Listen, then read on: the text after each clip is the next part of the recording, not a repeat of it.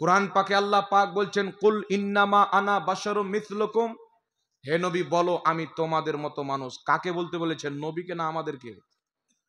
জোরে বলেন। আমি যদি এখানে বলি ভাই আমি খুব ছোট ব্যক্তি, নগণ্য ব্যক্তি, আমার বিদ্যা খুব কম, কোনো অসুবিধা আছে?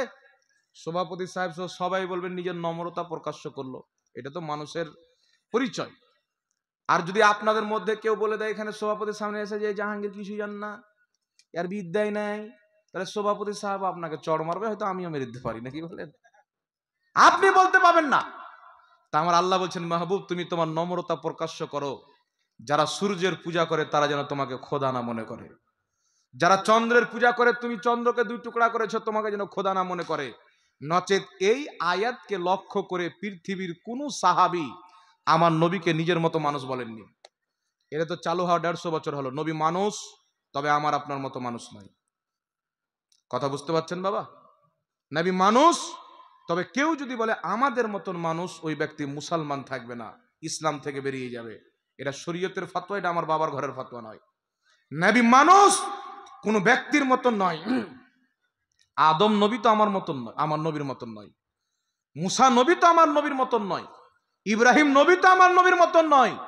আমার নবী হচ্ছে ইমাম, প্রত্যেক নবী হচ্ছে মুক্তাদি, মুক্তাদি ইমামের মতন হন না, ইমাম মুক্তাদির মতো হন না। মুসলিম শরীফের মধ্যে হাদিস, আমার আপনার নবী সাল্লাল্লাহু আলাইহি ওয়াসাল্লাম সওমে বেসালে রোজা রাখতেন, কয়েকদিন না খেয়ে থাকতেন। সাহাবায়ে কেরাম দেখলেন নবী রোজা রাখছেন, তো আমরাও রাখি। সাহাবায়ে কেরাম রোজা রাখতে আরম্ভ করলেন। 2 দিন 3 দিন হয়েছেন, কিছু সময় গেছেন, সাহাবায়ে কেরাম কেউ বেহুশ হয়ে গেছেন, কেউ খাম্বা ধরে লটকাচ্ছেন। নবী পাক সাল্লাল্লাহু আলাইহি সাল্লাম বলেন, তোমাদের এই অবস্থা কেন? সাহাবী বলছেন, হুজুর আপনি যে সওমে বেসালে রোজা রাখেন ওরকম আমরাও রেখেছি, মানে কন্টিনিউ কয়েকদিন পর্যন্ত কিছু না খাওয়া। তখন আল্লাহ তাবারাক ওয়া তাআলার হাবিব বলছেন, আইয়ুকুম মিসলি, তোমরা কে আছো আমার মতো? ইন্নী লাস্তু মিসলুকুম, তোমরা কেউ আমার মতন নয়। আবিতু ইনদা রাব্বি তুইমুনি ওয়া ইয়াসকিনি, আমি রাত্রি আমার আল্লাহর কাছে কাটাই, আমার আল্লাহ আমাকে খাওয়ায়, আমার আল্লাহ আমাকে পান করায়। একটু জোরে হবে না সুবহানাল্লাহ? তাহলে নবী সাহাবীকে বলছেন আমি তোমাদের মতন নাই, তুমি আমাদের মতন নাই। তাহলে এই আয়াত নবী বুঝতেন কি বুঝতেন না? কথা বলেন। ঈমান হারায়েন না, নবীকে মানুষ মানেন, নবীকে নূরও মানেন, দুটোই মানেন। এই জন্য আল্লাহ পাক বুঝার তৌফিক দান করুক।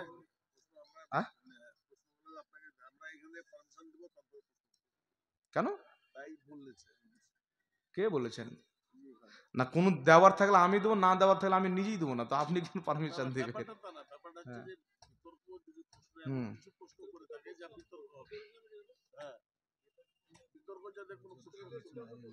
হ্যাঁ।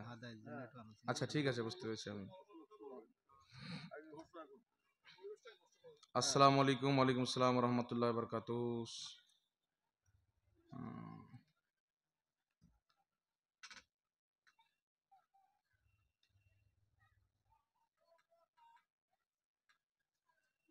এবার দুরূদ শরীফ পাঠ করেন তো। আল্লাহুম্মা সাল্লি আলা সাইয়্যিদিনা মাওলানা মুহাম্মদ ওয়া আলা আলি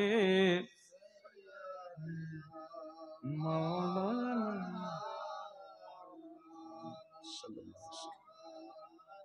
মুহাম্মাদিন সাল্লু আলা মুহাম্মদ ওয়া আলা আলি সাইয়্যিদিনা মাওলানা মুহাম্মদ সাল্লাল্লাহু আলাইহি সাল্লাম। একটু পরিষ্কার করে লিখবেন, যেহেতু আমার বাড়ি হচ্ছে ঝাড়খণ্ড। এমবিবিএস ডক্টরের মতন ঘুরিয়ে দিলে বোঝা মুশকিল, খুব কষ্ট করে বাংলা শিখেছি। যে লিখে পাঠাবেন পরিষ্কার করে লিখে পাঠাবেন, আর বিতর্কিত মশলা দিবেন না, যেহেতু সভাপতি সাহেব বলছেন বিতর্কিত মশলার উত্তর দিতে হবে না। এই জন্য অন্য কোনো মাসলা মাসাইল জানার থাকলে, আকীদার কথা জানার থাকলে জানাবেন, অসুবিধা নেই। সেটা তো হয়ে গেছে। এখানে একজন বসেন না, যে কিছু এখানে একজন আছেন।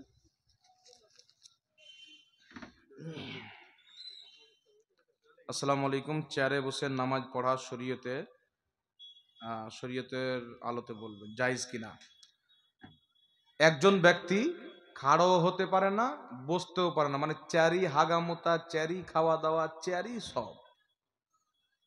ওই ব্যক্তি না চেয়ার থেকে নামতে পারবে, না দাঁড়াতে পারবে, কিছুই করতে পারবে না, মসজিদও যেতে পারবে না, চেয়ারই সব। তাহলে এই ব্যক্তি চেয়ারে বসে আছেন, চেয়ারই নামাজ পড়বে, রুকু করতে পারবে না, ইশারা ইশারাতে নামাজ পড়বে। আর কোনো ব্যক্তি 3 কিলোমিটার সাইকেল চালিয়ে এসে মসজিদে নেমে চেয়ারে বসে নামাজ পড়বে, তাহলে হবে? হ্যাঁ, এইগুলো লোক নিজের ইবাদতকে নষ্ট করছে, বুঝতে পারলেন? আপনি আপনার সিনিয়রের সামনে অফিসে যদি যান তো চেয়ারে বসবেন? বসবেন না। আল্লাহর সামনে আমরা দাঁড়িয়ে আছি, আপনি নিজেকে যত ছোট করবেন আপনার ইবাদত তত বেশি আল্লাহর নিকটবর্তী হবে। সুবহানাল্লাহ বলেন। এই জন্য চেয়ারে ট্যারে এগুলোতে বসে নামাজ পড়বেন না। কোন ব্যক্তি পড়বে আমি আগে বয়ান করে দিলাম, চেয়ার ছাড়া আর কোনো রাস্তাই নাই। ফরজ নামাজের পর সম্মিলিত দোয়া করা জায়েজ কিনা, আমি কয়েকটি হাদিস বলে দিচ্ছি। আল্লাহর নবী সাল্লাল্লাহু আলাইহি ওয়াসাল্লাম ফরজ নামাজের পর, সর্বপ্রথম শুনেন, ফরজ নামাজের পর দোয়া করা আল্লাহর হুকুম। ফাইদা ফারাগতা ফানসাব, উপরে বসেন না, না না বসেন না, ভালো লাগবে দেখতে। আল্লাহ বলছেন ফাইদা ফারাগতা ফানসাব, হে মাহবুব তুমি যখন নামাজ থেকে ফারিগ হবে দুয়াতে পরিশ্রম করো। সাহাবী রাসূল হযরতে আব্দুল্লাহ ইবনে আব্বাস রাদিয়াল্লাহু তাআলা আনহু নিজের কিতাব তাফসিরে ইবনে আব্বাস, কোরআন পাকের তাফসির, এই আয়াতের তাফসিরে বলছেন যে আল্লাহ পাক বুঝিয়েছেন যখন তুমি ফরজ নামাজ থেকে ফারিগ হবে তো দুয়াতে পরিশ্রম করো। তাহলে ফরজ নামাজের পরে দোয়া করা যাবে, কোরআন দ্বারা প্রমাণিত হলো, আল্লাহ করতে বলেছেন। তিরমিজির হাদিস, হাসান পর্যায়ের, সনদ হচ্ছে হাসান। সাহাবী জিজ্ঞাসা করছেন হুজুর দোয়া সবচাইতে বেশি কবে কবুল হয়? আমার নবী বলছেন ফরজ নামাজের পর এবং অর্ধেক তাহাজ্জুদের নামাজের পর। তো ফরজ নামাজের পর দোয়া কবুল হয়, এর মানে ফরজ নামাজের পর দোয়া করা যাবে। কথা বুঝতে পারছেন না আমার? এখন ফরজ নামাজের পরে দোয়া নিয়ে মারামারি নাই, ফরজ নামাজের পরে হাত তুলে দোয়া নিয়ে মারামারি আর সম্মিলিত দোয়া নিয়ে। তো ফরজ নামাজের পর কিতাবুজ জুহাদের মধ্যে হাদিস, এমন কি যে যেই ভাইরা হাত তুলে দোয়া করে না, যাদেরকে আমরা আহলে হাদিস বলি, তিনাদের ইমাম আব্দুর রহমান মুবারকপুরি নিজের কিতাব তোহফাতুল আহওয়াজির মধ্যে সহিহ সনদে কয়েকটি হাদিস নিয়েছেন। তার মধ্যে একটি হাদিস তিনি নিয়েছেন, আল্লাহর নবী যখনই ফরজ নামাজের সালাম ফিরাতেন মুক্তাদির দিকে চেহারা করতেন, দুইখানা হাত উত্তোলন করে আল্লাহর কাছে দোয়া করতেন। তো সাহাবী হাত তুলে, নবী হাত তুলে দোয়া করবেন, সাহাবীর হাত নিচে থাকবেন, এটা হতে পারে না। তবু এখানে উল্লেখ নাই যে সাহাবারাও হাত তুলে নিলেন, তাই এখানে একজনই প্রমাণ হলো যে নবী হাত তুলে দোয়া করেছেন, মুক্তাদির দিকে চেহারা করা। সুতরাং ইমাম সালাম ফিরানোর পর মুক্তাদির দিকে মুখ করে চেহারা করে যদি দোয়া করে হাত তুলে, এটা নাজায়েজ হবে না, বরং নবী পাকের সুন্নাত হবে। জোরে বলেন সুবহানাল্লাহ। যেটা নবী করেছেন ওটা সুন্নাত। আরেকটা হচ্ছে সম্মিলিত দোয়া। আমার নবী ফরজ নামাজের পর হাত তুলে দোয়া করেছেন, এই মর্মে আমি আমার ক্ষুদ্র জ্ঞানে 11টার কাছাকাছি হাদিস পেয়েছি। কৌরির যদি হাদিসগুলো লাগে আমার সাথে কন্ট্যাক্ট করবেন, ইউটিউবে আমার নাম্বার পাবেন। জানার জন্য সবাইকে ওয়েলকাম, সারারতি করার জন্য নয়। কথা বুঝতে পারছেন? কিছু লোক আবার ঘাস কেটে খায়, ও ফোন করে আমাকে মশলা বুঝাইতে চায়, আমরা দুনিয়াতে গিয়ে বুঝাচ্ছি, ও আমাদেরকে উল্টা বুঝাতে চায়।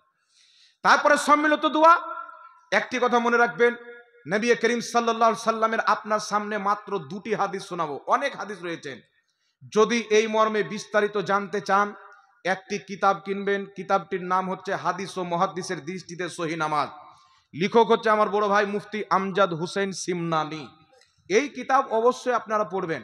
আল্লাহর নবী বলছেন, হাদিসটি মুআজামুল কাবীর লিত-তাবরানির মধ্যে এবং মুআজামুস সাগীর লিত-তাবরানির মধ্যে, 2টি কিতাবের মধ্যে ইমাম তাবরানি সহিহ সনদে হাদিস নিয়েছেন।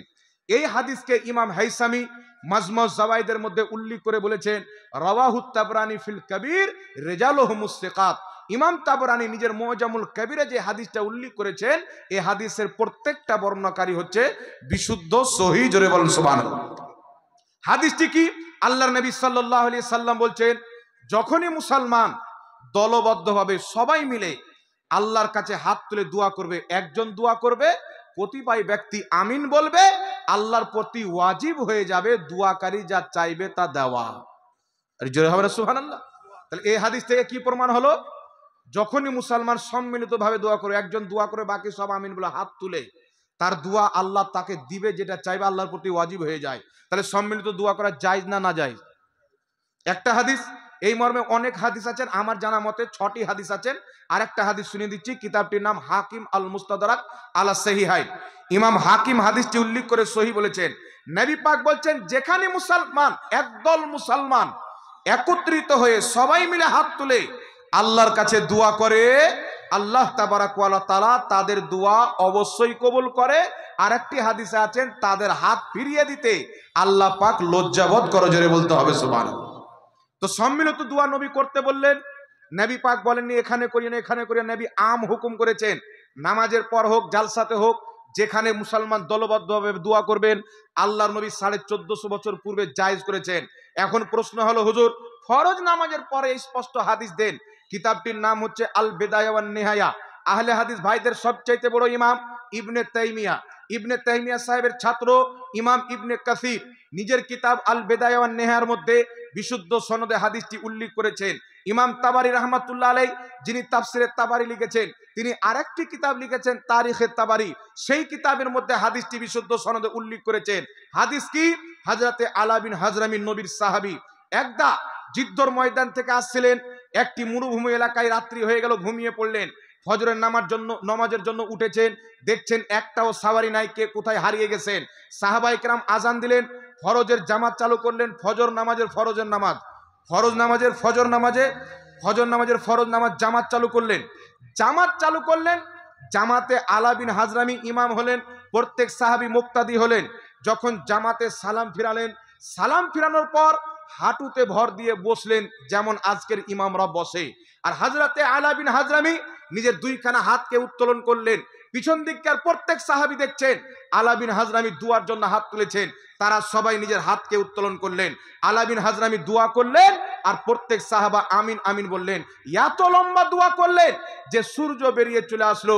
আল্লাহ তাদের দোয়া কবুল করে তাদের হারানো আপনার সাওয়ারিগুলোকে ফিরিয়ে দিলেন, জোরে বলেন সুবহানাল্লাহ। এই জন্য বিরাদির ইসলাম আহলে হাদিস ভাইদের ইমাম যার নাম হচ্ছে আব্দুর রহমান মুবারকপুরি নিজের কিতাব তোহফাতুল আহওয়াজের মধ্যে 4টি হাদিস উল্লেখ করে বলেছেন যে আহলে হাদিস জামাতের অসংখ্য উলামায়ে কেরাম ফরজ নামাজের পরে হাত তুলে দোয়া করাকে জায়েজ বলেছেন। তিনাদের লেখা কিতাবটির নাম হচ্ছে ফাতাওয়া নাজিরিয়ার মধ্যে লিখেছেন ফরজ নামাজের পরে হাত তুলে দোয়া করা মুস্তাহাব এবং জায়েজ। আরেকটি কিতাব তাদের মাওলানা তিনাদের ইমাম সানাউল্লাহ আমৃতসারি নিজের কিতাব ফাতাওয়া সানাইয়ার মধ্যে লিখতেছেন ফরজ নামাজের পর আমার নবী যেহেতু দোয়া করেছেন সুতরাং ফরজ নামাজের পর হাত তুলে দোয়া করা নবী পাক সাল্লাল্লাহু আলাইহি সাল্লাম থেকে প্রমাণিত। ফরজ নামাজের পর হাত তুলে দোয়া করা মুস্তাহাব, জোরে বলতে হবে সুবহানাল্লাহ। আহলে হাদিস ভাইদের সবচাইতে বড় মুহাদ্দিস তারা যিনাকে সবচাইতে বড় ইমাম মানেন নাসিরউদ্দিন আলবানীর একটি কিতাব পাওয়া যায় রাসূলুল্লাহ সাল্লাল্লাহু আলাইহি সাল্লামের নামাজের ব্যাপারে। কিতাবটি বাংলাতেও আমার কাছে আছে, আরবিতেও আমার কাছে আছে। নাসিরউদ্দিন আলবানী রাসূলুল্লাহর নামাজের ব্যাপারে যে কিতাব লিখেছেন সেই কিতাবের মধ্যে লিখতেছেন যে ফরজ নামাজের পর হাত তুলে দোয়া করা, সম্মিলিত দোয়া করা, একাধিক উলামায়ে কেরাম এই মত পোষণ করেছেন যে ফরজ নামাজের পরে সম্মিলিত দোয়া করা জায়েজ। আমার নিকটে আলবানী বলছে আমার নিকটে যদি জরুরি মনে করে না করে তাহলে ফরজ নামাজের পরে সম্মিলিত ভাবে হাত তুলে দোয়া করলে কোনো সমস্যা নাই, জোরে বলেন সুবহানাল্লাহ। তো যারা আজকে দোয়াকে নাজায়েজ হারাম মনে করছেন, বিদআত মনে করছেন, আপনাদের ইমাম আপনাদের মৌলবীরা ফতোয়া দিয়েছেন ফরজ নামাজের পরে সম্মিলিত দোয়া করা জায়েজ, কোনো অসুবিধা নাই। কেউ বলেছেন মুস্তাহাব। তো ভাই ফরজ নামাজের পর দোয়া করলে যদি বিদআত হয় আর বিদআত জাহান্নামে যাবে তাহলে নাসিরউদ্দিন আলবানীকে আপনি কোথায় পাঠাবেন? সানাউল্লাহ আমৃতসারি সাহেবকে কোথায় পাঠাবেন? এই জন্য সাবধানে ফতোয়া দিতে হবে। আপনারা যদি এটা নিয়ে আমাদেরকে বিদআতি বলতে চান তাহলে আপনাদের ঘরে সবাই বিদআতি হয়ে যাবে। আল্লাহ পাক হেদায়েত দান করুক, সকলে পড়ুন আল্লাহুম্মা আমিন। বরং যেই ব্যক্তি দোয়া করে না, দোয়াকে নাজায়েজ মনে করে না, বিদআত মনে করে না, শরীয়তের দৃষ্টিতে সেই ব্যক্তি হবে বিদআতি। আর যারা দোয়া করে তারা বিদআতি হবে না, তারা হবে সুন্নাতি। একটু জোরে হবে না সুবহানাল্লাহ? আরেকটি প্রশ্ন এসেছেন, মসজিদের ভিতরে দুনিয়াবি গল্প করা জায়েজ কিনা? মসজিদের ভিতরে দুনিয়াবি গল্প করা হারাম, এটা বাচ্চা জানে। আবার প্রশ্ন করার কি আছে? ঝালানোর জন্য প্রশ্ন করেছেন না কি বলেন? মসজিদের ভিতরে কেউ যদি আলতু ফালতু গল্প করে তার ইবাদত নষ্ট হওয়ার সম্ভাবনা রয়েছে। সুতরাং মসজিদে আল্লাহ রাসূলের কথা হবে, জিক্র আজকার হবে, ইবাদত হবে, বাকি দুনিয়াবি কোনো গল্প হবে না। মসজিদের মিটিং পর্যন্ত মসজিদের ভিতরে করা জায়েজ নাই, বাইরে করতে হবে।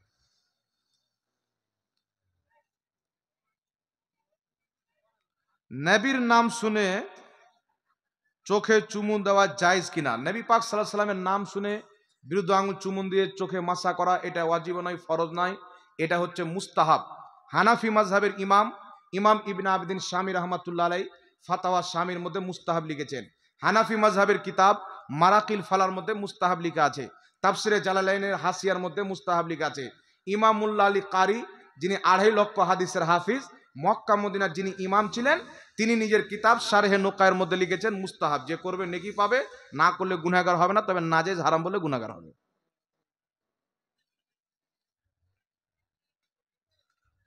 এটা কি লেখা আছে? কায়দা কায়দা উলামে কতবার শাহাদাত আঙ্গুল কতবার আমি নিজেই বুঝতে পারি না। কায়দা উলামে তাশাহুদে নাকি? তাশাহুদি হবে মনে হয়। তাশাহুদে কতবার আঙুল চাটতে হবে? দেখেন আমরা হানাফি মাযহাব ফলো করনেওয়ালা, আমরা তাশাহুদের আঙুল চাড়ি, কিন্তু হিলা লড়া করি না, তাই তো? হিলা লড়া করি না। সুনানুল কুবরা লিল বাইহাকি সহ একাধিক কিতাবের মধ্যে হাদিস এসেছেন, যে হাদিসকে একাধিক ইমামগণ সহিহ বলেছেন, একবারে বিশুদ্ধ হাদিস। আল্লাহর নবী সাল্লাল্লাহু আলাইহি সাল্লাম আশহাদু আল্লা ইলাহা ইল্লাল্লাহ বলে আঙুল চাটতেন, নামিয়ে নিতেন, এর মাঝে হিলা লড়া করতেন না। এই সহিহ হাদিস দিয়ে দলিল ইমামে আজম আবু হানিফা দিয়েছেন, তাই আশহাদু আল্লা ইলাহা ইল্লাল্লাহ বলে নামিয়ে নিতে হবে, হিলা লড়া করানো যাবে না। আর নাই দরুদে ইব্রাহিম ছাড়া অন্য কোনো দুরূদ পড়া জায়েজ কিনা? একটা মাসলা সব ক্লিয়ার ভাবে জেনে নেন। সমস্ত উম্মত একমত, কওরের কোনো মতভেদ নাই। দুরুদ সালাম সরাসরি যদি নবী থেকে প্রমাণিত থাকে, অর্থাৎ হাদিসে, তবুও জায়েজ। যদি হাদিসে না থাকে, কোনো মৌলবীর বানানো থাকে, তবুও জায়েজ। জায়েজ হওয়ার কারণ শুনেন। কেউ যদি বলে যে হাদিসে আছে জায়েজ, হাদিসে নাই তো না জায়েজ।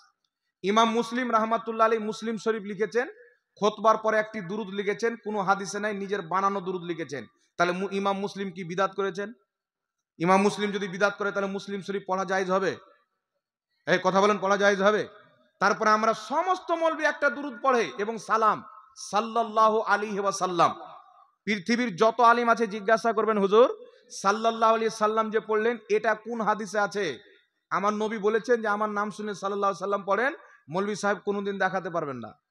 কারণ এই সাল্লাল্লাহু আলাইহি সাল্লাম এটা আরো নবীর জামানার পরে চালু হয়েছে। কারণ নবীর নাম নিলে দুরুদ পড়তে হয়, নবীর নাম লিখলে দুরুদ লিখতে হয়। তো যিনারা হাদিস লিখেছেন তিনারা চিন্তা করলেন, নবীর নামের দুরুদ যদি শুধু দুরুদে ইব্রাহিমে লিখি, তাহলে বুখারী শরীফ তো এক খণ্ডে এত বড় থাকবে না, একবারে এত বড় হয়ে যায়, মানুষ কিনতেই পারবে না। তখন মুহাদ্দিসরা একটা দুরুদ তৈরি করলেন, সাল্লাল্লাহু আলাইহি ওয়াসাল্লাম। তাহলে মুহাদ্দিসের তৈরি করা দুরুদ ওই মৌলভী সাহেব কেন পড়ছে, যেই মৌলভী বলতে চাই যে দুরুদ ইব্রাহিম ছাড়া অন্য দুরুদ চলবে না? বরং দুরুদে ইব্রাহিমকে ইমাম তিব্বি রাহমাতুল্লাহ আলাইহি শারহুত তিব্বির মধ্যে লিখেছেন, নামাজের বাইরে শুধু দুরুদে ইব্রাহিম পড়া মাকরুহ। ইমাম নববী রাহমাতুল্লাহ আলাইহি মুসলিম শরীফের সারার মধ্যে লিখেছেন, নামাজের বাইরে শুধু দুরুদে ইব্রাহিম পড়া মাকরুহ। কারণ কি? দুরুদে ইব্রাহিমে দুরুদ আছে কিন্তু সালাম নাই। তবে অনেক উলামায়ে কেরাম বলেছেন নামাজের ভিতরেও জায়েজ, বাইরেও জায়েজ। তবে কোনো দুরুদকে খারাপ মনে করবেন না, হালকা মনে করবেন না। আপনাকে বলতে চাই, যিনারা আহলে হাদিস ভাই আছেন, আপনারা আহলে হাদিস আলিমদের কিতাব পড়েন, তাদের কিতাবের প্রথমে খুতবার পরে দেখবেন তাদের বানানো দুরুদ লেখা আছে। হাজারো ইমাম। যদি আপনি এটা রুলস বানিয়েলেন যে দুরুদ ইব্রাহিম ছাড়া অন্য দুরুদ চলবে না, তাহলে বুখারী পড়াও চলবে না, মুসলিম শরীফ কিছু পড়া যাবে না, সব বিদাতি হয়ে যাবে। তো এগুলো জাহিলদের ফাতোয়া। কোনো মৌলবী বলছে এটা দুরুদ চলবে, এটা দুরুদ চলবে না, এটা কোনো আলিমের ফাতোয়া নয়। এইরকম ফাতোয়া থেকে বিরত থাকবেন, বেঁচে থাকবেন। নবী পাক সাল্লাল্লাহু আলাইহি ওয়াসাল্লামের দুরুদ যেটা যেখানে পড়বে আপনি পড়বেন, অবশ্যই আল্লাহ আপনাকে সওয়াব দান করবে। দুরুদ শরীফ নবী পাক সাল্লাল্লাহু আলাইহি ওয়াসাল্লামের প্রতি আল্লাহর পক্ষ থেকে একটি রহমত। একটু জোরে হবে না সুবহানাল্লাহ? তাহলে দুরুদ ইব্রাহিম, যে মৌলবী বলছে দুরুদ ইব্রাহিম ছাড়া চলবে না, এটা মদিনার টুপি, এটা মদিনার দুরুদ, এটা মৌলবী দুরুদ, আপনি কোনটা দুরুদ নেবেন? এটা ভারতের দুরুদ, এটা মদিনার দুরুদ। তো ভারতের মৌলবী যে দুরুদ বানিয়েছেন, তো ভারতের ওর আব্বার শানে বানিয়েছেন না মদিনার রাসূলের পাকের শানে বানিয়েছেন? জোরে বলেন। আমি একটা দুরুদ বানিয়ে শোনাচ্ছি আপনাকে, সালাম বলেন তো চলবে কিনা? মক্কার সর্দার তোমাকে সালাম, মদিনার তাজদার তোমাকে সালাম, উম্মতের গামখার তোমাকে সালাম, শাফাআতের কান্ডার তোমাকে সালাম। জায়েজ না না জায়েজ? এটা তো কোনো হাদিসে নেই, তো জায়েজ কি করে হলো? তো এইগুলো মুসলমানের মধ্যে একটা ঝামেলা ফিতনা ছড়াচ্ছে, বাকি কিছু নয়। প্রত্যেকটা দুরুদ যেগুলো আমাদের দেশে চলে জায়েজ আছেন, এতে কোনো রকমের কোনো সমস্যা। ইমাম বসরি একটা দুরুদ লিখেছেন না, বালাগাল উলা বি কামালি নাত, নাতের শেষে একটা দুরুদ আছে, সাল্লু আলাইহি ওয়া আলিহি। তো এটাও তো উনি নিজের পক্ষ থেকে বানিয়েছেন, তাহলে এটা যায় না না যায়? তাহলে ইমাম বুখারী জাহান্নামে চলে যাবে? কেউ বাঁচবে না। সব মৌলবী নিজের কিতাবে কোন না কোনো দুরুদ বানিয়ে লিখেছেন। এই জন্য দুরুদ হাদিস থেকে প্রমাণিত থাকে তবুও জায়েজ, মুহাদ্দিস থেকে প্রমাণিত থাকে তবুও জায়েজ। আল্লাহ পাক বুঝার তৌফিক দান করুক। বক্তব্য হয়ে গেছেন, শেষ করে দিই। হ্যাঁ, কিছু বলবেন নাকি? যাক, একটা কথা লাস্ট, হ্যাঁ লাস্ট একটা কথা বলে দিই। ব্রাদার ইসলাম, আপনাদেরকে একটা মাসআলা শোনাবো, নতুন মাসআলা, মনে হয় আপনারা কোনোদিন শুনেছেন কি শুনেননি আল্লাহ পাক জানে। ফারিস্তা কিসের তৈরি বলেন তো? নূরের। এই সবাই বলেন ফারিস্তা নূরের তৈরি। তো কেমন ভাবে আল্লাহ কোন নূরে কি সিস্টেমে তৈরি করে এটা জানা আছে? এটা আমার মনে হয় জানা নাই। তো এটা আপনাদেরকে জানাবো। এটা বড় জালসা, এত খরচ হয়েছে, আপনাদেরকে দিনের কথা শোনালেন আলিম ওলামা এসে। আপনাদেরকে আমি মাত্র 100 টাকা, 50 টাকা, 500 টাকা, যে যা পারেন মুক্ত হস্তে দান দেন। দুটো লোককে আমি পাঠাচ্ছি, চাদর নিয়ে দরকার পড়লে যাবেন, দুটো লোককে পাঠান।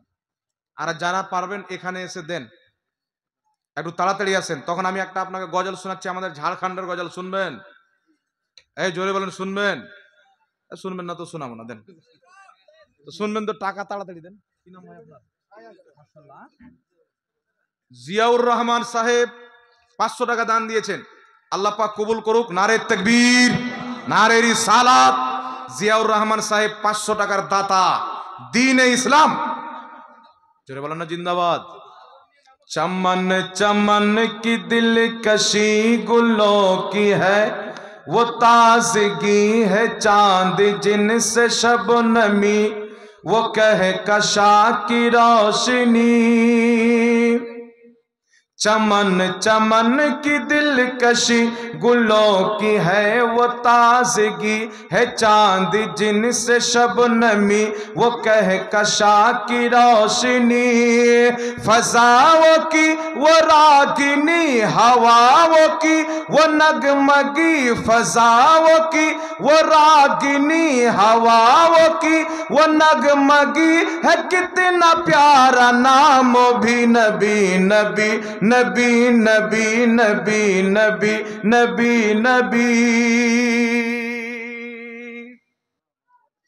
उमर चले बहन के घर, गजब में सोच सोच कर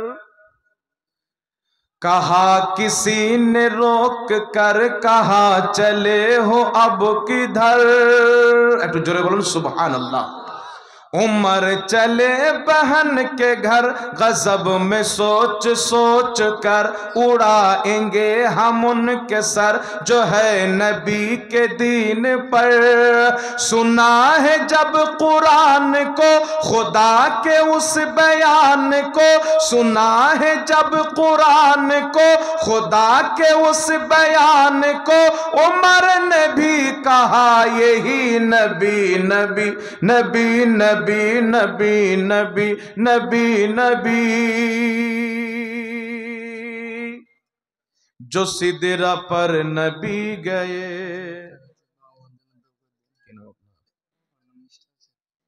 মিস্টার শেখ, মাশাআল্লাহ।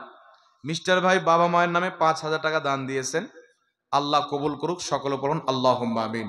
নারে তাকবীর, নারে রিসালাত, মাসলা কে আলা হযরত, दीन इस्लाम, उलमाए आहले सुन्नात, जलसा कमिटी, सात भाई पाड़ा, मिस्टर भाई 5000 টাকার দাতা, জোরে বলেন জিন্দাবাদ। আল কোরআনের আলো, মাশাআল্লাহ। মিস্টার ভাই 5000 টাকা, আরেকজন ভাই নামটা ভুলে গেলাম, 500 টাকা দান দিয়েছেন, আল্লাহ পাক কবুল করেন সভাপতি সাহেব। আচ্ছা, আর কেউ নাই ভাই? দিনের কাজে সহযোগিতা করেন, আল্লাহ আমাদেরকে পাঠিয়েছেন দিনের হেল্প করার জন্য, সহযোগিতা করার জন্য। কেউ মাদ্রাসায় পড়াচ্ছেন, ওটাও একটা দিনের খিদমত। কেউ বক্তব্যের মাধ্যমে মানুষকে হেদায়েতের পথে আনছেন, এটাও একটা দিনের খিদমত। কেউ মসজিদে ইমামতি করছেন, এটাও দিনের খিদমত। আর আপনারা দান দিচ্ছেন, এটাও দিনের খিদমত। তবে এই খিদমতটা কিন্তু আসল বাবা।